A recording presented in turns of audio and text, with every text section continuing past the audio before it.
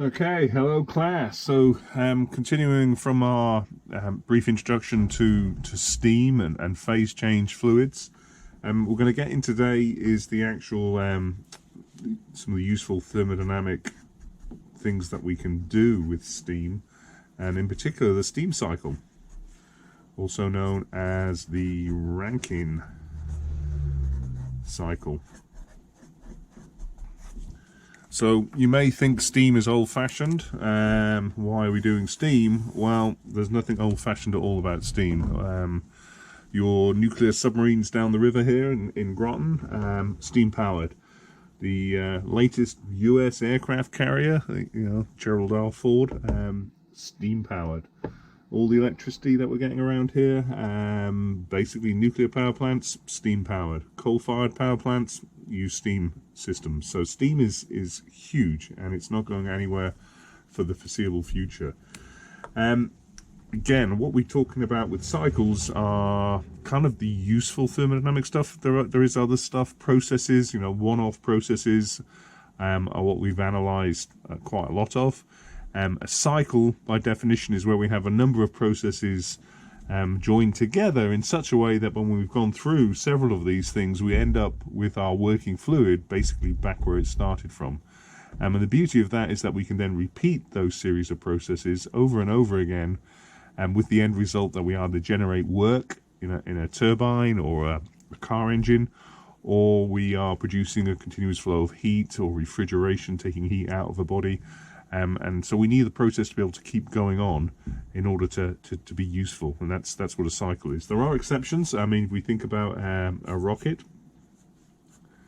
this thing, we fire that rocket and off it goes until it runs out of fuel, and then it stops. It's kind of a one-off process, but it's useful. Gets us satellites into orbit, but it's not really a cycle as such. It's basically a singular process, or a series of processes that once they've done run their course, they're over. As opposed to, you remember our car engine here, we've got this piston going up and down on a crank, and there is at some points there's gas brought in, there's heat added in the form of combustion gases, which is also exhausted. So some of that is thrown out, some of that's brought in. And then also during this this series of rotations, we are extracting work out of the crank, and we're putting work in to do the compression process. So there's a bunch of heat transfers, the end result of which is there's some net work out and there's some net heat transfer going on. So that would be your Otto and your diesel cycle. Other cycles that we've looked at, hopefully you've looked at so far, we have a compressor driven by a shaft from a turbine.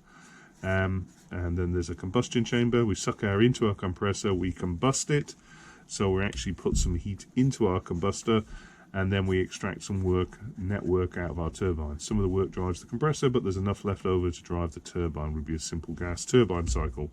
And then the waste gases come out and they bring some heat with them. So we're putting heat in, we're taking some heat out, and we're generating some work. And that would be your gas turbine cycle. Here the processes are continuous, but they're spaced in time, and as far as the gas is concerned, it goes through these processes. And you say, well, hey, how is this like this? Well, what actually happens is that hot gas, if you think about it, goes into the atmosphere, is cooled down by the atmosphere. You can think of it as an imaginary heat exchanger before it ends up going around and coming back in as clean air. So that's how the cycle is actually completed in the gas turbine. In reality, we treat the atmosphere as the heat exchanger to cool the gas down to return in to continue the cycle. Same with this, we cool the gas in the exhaust that goes out, and then it's sucked back in, and that completes the cycle. So these are cycles that you've considered. They're continuous processes that are going on. Here the processes are spaced in time. So 1 millisecond we're compressing it, 2 milliseconds we're combusting it, 2 milliseconds later we're taking the heat out, and then we repeat. So processes spaced in time but repeating. Here the processes are geographically spaced in space, if you will, and they are continuous, and the gas flows through them in a repeated manner. The same gas in theory, even though it's a huge atmosphere, but that's what's happening there. So those are some of the cycles we've looked at so far. The Rankine cycle is a little bit different. Not terribly different, but in a way it's actually clearer as a cycle to see what's going on. What we're going to do is we are going to, instead of having gas going into our gas turbine, we are going to take steam. And that steam is a vapor, so it's made of water, high temperature water.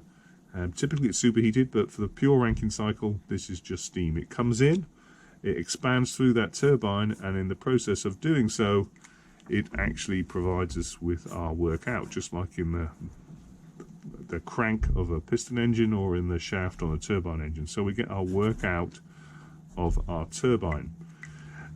Once it's gone out the turbine, we've cooled the steam sufficiently so that it actually comes out as what's called a saturated steam. So it's got a little bit of water vapor in there potentially. We take that out, and then we do something strange compared to these other cycles. We actually feed this through a heat exchanger. So it kind of comes in and it exchanges, and we use some other kind of fluid here to take away the heat. So we're actually extracting heat in this heat exchanger. So we're rejecting this heat. And why do we do that? Well, we do that because what we're interested in is our fluid comes out as a liquid. And why do we want that? Well, it turns out that compressing a liquid, because it's incompressible, is actually difficult, but you can actually, by trying to compress it, by putting some work into a pump, we can actually raise the pressure of that liquid really quickly with not an awful lot of work. So we have a liquid here, we put some work in and we raise the pressure. It turns out that's a lot easier to raise the pressure on a pump compressing a liquid than it is to compressing a gas. If you remember, we have this whole turbine here, and there's a whole lot of work, megawatts in our turbine used to drive the compressor. It needs an awful lot of energy to compress a gas. Similarly, in a piston, we have, so many joules of energy required to compress it. It's quite significant compared to the work out. So we are having to take work out of our crank to compress the gas. Turns out, when you start to squeeze a liquid, the pressure goes up really quickly. So we get this high pressure liquid, which means we then pass, typically we then pass that into what we call our boiler, and this can be made of a number of components, and we boil that liquid. So we raise the temperature until we actually becomes a mixture of liquid and a vapor, and we keep on raising that temperature until it's basically almost a superheated steam. All the liquid's gone and we just got a vapor, and that's what goes back into our turbine. So typically this would be condition 1, would be the liquid going into the pump. State 2 comes out at 3 and then comes out at 4. And so we can actually draw this on a TS diagram. So temperature entropy is our useful one. If you remember, for temperature and entropy graphs, the pressure lines want to sweep up and to the left, but the vapor dome interrupts that path. So they're trying to sweep up to the left, they hit the vapor dome, and then they go horizontal and they sweep up to the left. So another pressure sweeps up, hits the vapor dome, shoots across, and then sweeps up and diverges to the left. So that's our TS diagram. What we are doing in our process is we are starting off with the liquid at 1, and we are raising its pressure. And if you look, the temperature doesn't actually go up that much to go from 1 to 2. So then as a liquid, it goes into our boiler, and what happens is we boil that liquid, so it's still at constant pressure. We're just raising the temperature of that liquid, and then eventually that liquid starts to boil. Because this is at a higher pressure than atmospheric, you'll find that temperature is above 100 degrees C, significantly above. But then we keep boiling it, and so now vapor starts to appear, until all of the liquid has disappeared and we're left with a vapor. In a real steam plant, we would actually continue to go up this curve and keep on turning it. But for the Rankine cycle, that's where we stop at point 3. We then expand through a turbine, and a Rankine cycle involves a perfect turbine, so it will no crease in entropy, it will go straight down. Just like the pump was a perfect pump, it went straight up. It will come down and it will hit this line at this pressure down here, and it will be somewhere under the vapor dome. So it will be a mixture of water and vapor. So that's the process, that's where we get the work out of the turbine. Okay, that's where we put the heat in when we boil it. and turn it into liquid. And then this from 4, we actually pass it through the condenser all the way back to turn it into a liquid, and that's where we take the heat out. So that's the Q out of the condenser, and that's the Q into the boiler. We can show that coming in here. Q into the boiler, and Q out of the condenser, and then the work into the pump is that bit there. And so that's our cycle. Interesting things happening here. Obviously we can compress to very high pressure, believe it or not, even though it doesn't go up much here because it's a liquid. The temperature doesn't go up. We've actually increased the pressure a lot, and we don't have to put much work in. Compared to the turbine work, the megawatts or whatever we're coming out here, we're putting in kilowatts into the pump. So the pump in a real steam plant is a very small component compared to a whole building for the boiler and another whole building for the turbine house. You'll have a little pump in the corner doing the liquid. The condenser, another big piece of equipment to take the heat away. Towers to use air for air cooling in the condenser, or we can use Long Island Sound in the case of Millstone, where we use the cooling water from the ocean to cool down the steam. So other things to notice, the pressure at 4, because this is a completely enclosed system, we're not ejecting to the atmosphere here and recycling the steam. This is all in pipes.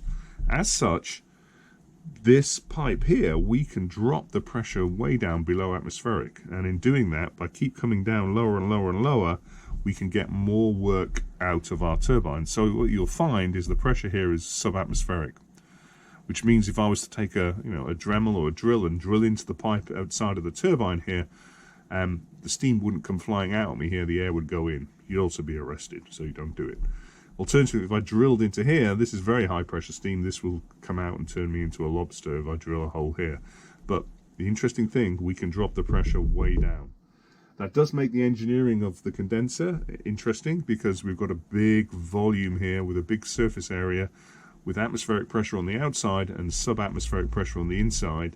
So it's kind of like a submarine. You're having to design mechanically structures to withstand that very compressive pressure here.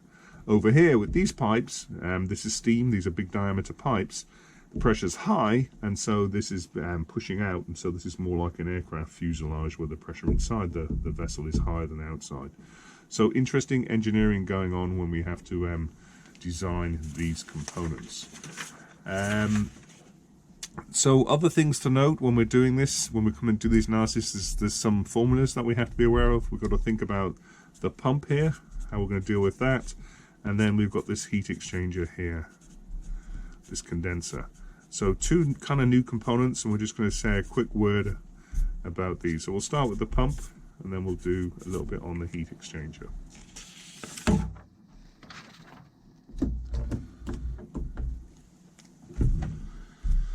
So when we talk about pumps,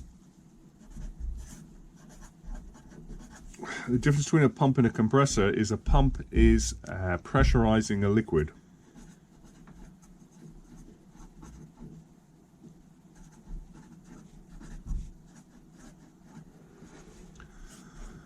A compressor compresses a gas or vapor. So pressurizes liquid basically rises the pressure, doesn't do much to the actual volume. Compressor reduces the volume and also increases the pressure. So they're 2 different components. When we talk about compressors, we have the work in equals the integral of PdV, because we had a change in volume. The pressure is changing and the volume is changing. With a pump, the work equals the integral of V dP.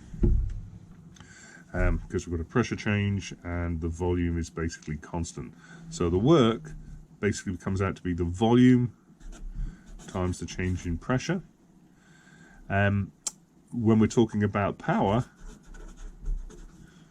so W dot, it's going to be the rate of change of volume, the volumetric flow rate, times the change in pressure. So this is the formula that we're going to use for pumps.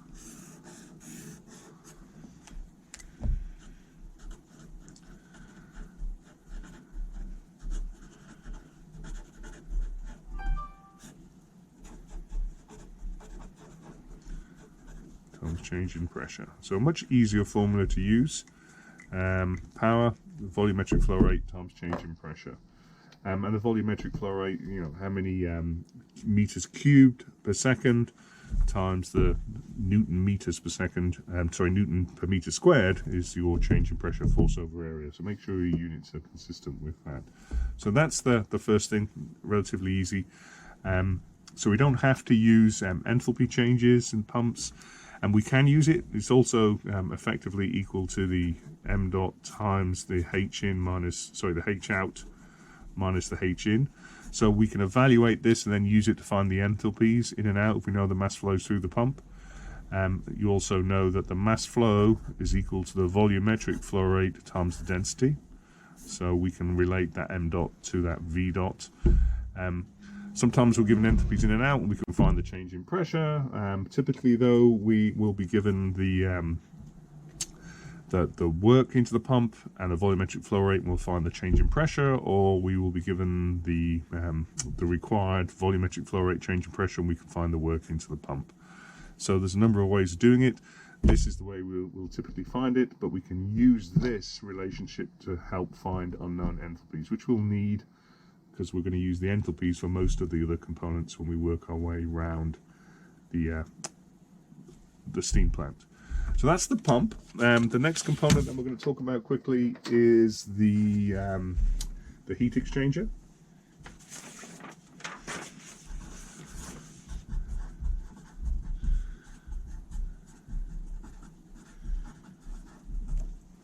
So with the heat exchanger, typically we've got a warm fluid flowing in.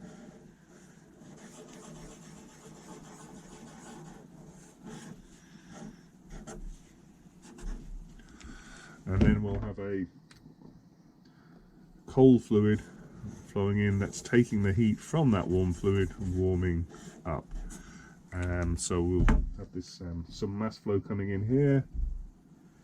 We'll call that T1, coming out at T2. We'll have this one coming in at T3, coming out at T4 with a different mass flow. We'll call that M dot 2, and call that M dot 1.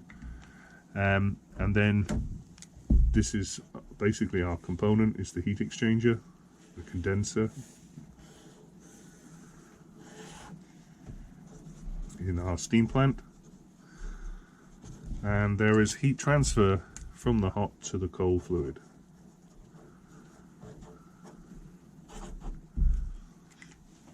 So there are a number of ways you can analyze this. We can do the control volume around a single kind of part of the system. I've shown these as coils, just worth noting that typically we have what's called a tube and shell. So you'll have inside here a bunch of pipes that kind of run through, and then there'll be pipes on the top here. So your hot fluid, say, will run through these and come out the other side, and then your cold fluid will shell and tubes this kind of flow around the pipes and then out the other side. So that's the physical hardware. We represent it by these kind of two coils here. We can just find the Q by looking at a single part of this. So we look at this red part here. Let me draw a little control volume around this one first. So if I consider that control volume, I can do my energy accounting equation, du by dt equals du by dt, minus the Q coming out, plus any work, plus any m dot E in minus m dot E out. I'm not storing energy in my control volume, I'm not creating it. There is a Q out, so I'm going to bring that to the other side. My Q out is there's no work, and that is going to equal the m dot E in, so that will be my m dot, and we call this state 1. What comes in would be my H1, my enthalpy in, minus my enthalpy out, m dot H2. So that would be the Q out in that case. I could do a similar equation for the second one, and then it would be Q in, when I do that, would equal and my m dot 2 times, and it would turn out to be my h4 minus my h3 when I did that, and I did the energy accounting equation for the other one. And these two have to be the same, assuming this is late and there's no losses.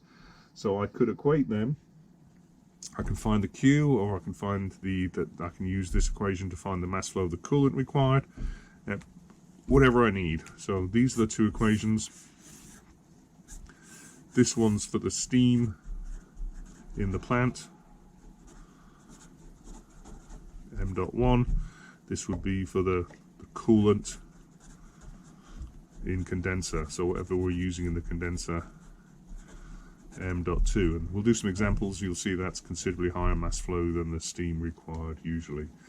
And one other thing as an aside, just to kind of round this up, you will hear a thing called an effectiveness used in relation to heat exchangers.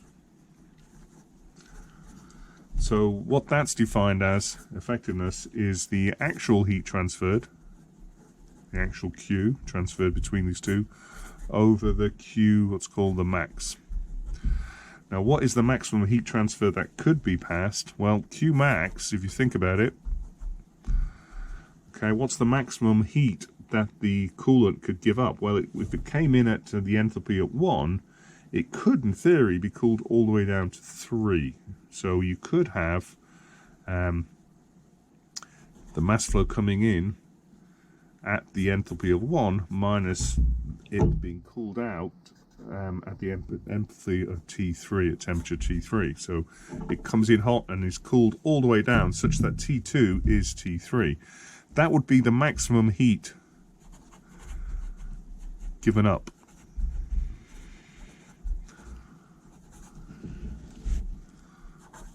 By hot fluid, yeah? So there is that maximum. Alternatively, there's a maximum, which is that this T3 could come in at this enthalpy, whatever this is here, and it could be heated all the way up to T1. So you could have, this would be m dot 2 times the enthalpy it would be now coming out would be at temperature of 1, so it would be the enthalpy H at T1 minus the enthalpy coming in at 3. And so this would be the maximum heat absorbed by the coolant. So there's two possibilities, and they're not necessarily the same. Well, which one's it going to be? Well, it can't be more than the smallest. So the smallest of these two is the maximum and theoretically possible. So you would calculate the smallest of these two, you would throw it into this equation, and if you were given an effectiveness, say, for example, of 70%, then we would have 70% of whichever one of these was the smallest would be the actual heat transferred. So that's just a little bit of, hopefully you did that in heat transfer, a little bit of theory on heat exchangers. This is the important equation to note here. So what we'll do is we'll finish this little lecture off here, and then we'll do some numerical examples of this. Okay, thank you.